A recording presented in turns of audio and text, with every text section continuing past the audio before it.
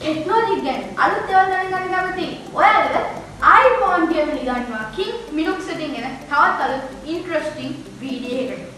ඉතින් අද වීඩියෝ අප බලන්න යන්නේ Windows XP, Windows 7, Windows 8, Windows 10, Windows 11 මේ දෙන Windows ඕනම operating system එකකට අපේ RAM එක තව අප්ග්‍රේඩ් කරගන්නේ කොහොමද කියලා. ඉතින් මේකට අපි යාළුවනේ pen එකක් use කරනවා. ඉතින් අපි කරන්නේ මේකේ pen එක තියෙන space එක computer එකේ RAM එකට add කරනවා. ඉතින් යාළුවා අපිට මේ RAM එක මෙයා කරද්දි අපිට pen drive එක ඕනේ 4GB එහෙම නැත්නම් 8GB 16GB ඊට එහා මොකක් හරි pen drive එකක්. ඉතින් මම නම් යාළුවා මේ වෙලේදී use කරන්නේ 16GB pen එකක්. ඉතින් අපි මේක කරන්න කොහොමද කියලා දැන් බලමු.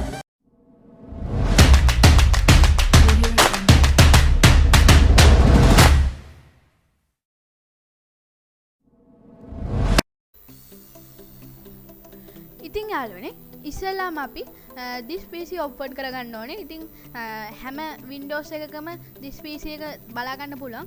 ඉතින් ඔයාලා යාළුවනේ හදිසියෙත් ඔයාලා ගතින් delete වෙලා හරි මොන හරි වෙනා මේ icon එක. ඉතින් අපිට තියෙන්නේ ඔයාලා දන්නවා search කරගන්න this PC කියලා. ඉතින් කොහොම හරි මේ විදිහට අපි this PC open කරගෙන අපේ මං කියන්නේ අපි ගහන්න ඕනේ කියලා pen එකක්.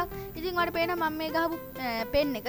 ඉතින් මේ තියෙන 16GB කියලා මේ pen එක. ඉතින් අපි කරන්න ඕනේ ඉස්සලාම right click කරන්න මේ pen එක එතන. ඊට පස්සේ ඔයාලට පේනවා මෙන්න මෙහෙම. අපි කරන්න ඕනේ මෙන්න මෙතන properties යන්න ඕනේ. හරි. ඉතින් ඔයාලට පේනවා properties ගියහම මෙන්න මේ වගේ interface එකක් තමයි එන්නේ. ඒ කියන්නේ general tools, hardware, sharing, ready boost, customize කියන මෙන්න මේ option ටික. ඉතින් අපි කරන්න ඕනේ ඉස්සෙල්ලාම මෙන්න මේ තියෙන ready boost කියලා මෙන්න මෙතන click කරන්න ඕනේ. හරි. ඉතින් click කරාම යන අපිට මෙන්න මේ වගේ interface එකක් තමයි එන්නේ. ඒ කියන්නේ speed up your system by utilities the available space on this device. ඒ කියන්නේ අපේ මේ තියෙන 16GB pen එකේ තියෙන space එකෙන් අපේ තියෙන computer එකේ RAM එක upgrade වැඩි කරගන්න. ඉතින් මගේ යාළුවනේ system එකේ තියෙන RAM එක 16GB මේ තියෙන්නේ. ඉතින් අපිට මෙතනදී ඒක වැඩි කරන්න මෙන්න මෙතන බලා ගන්න වෙන්නේ. හැබැයි අපිට ඉස්සෙල්ලට වඩා ස්පීඩ් එක නම් බලා ගන්න පුළුවන්. ඉතින් අපි RAM එක ගන්න ඉතින් බලමු. අපි කරන්න ඕනේ මේ තියෙන මේකේ මෙතන තියෙනවානේ මේ දැන් dedicate this device to ready boost කියලා තියෙන්නේ. ඉතින් එතන අපේ මේ ඒක නැත්නම් ඒක නම් මේ බුලට් එක නැත්නම් අපි එතනට බුලට් එක දාගන්න ඕනේ.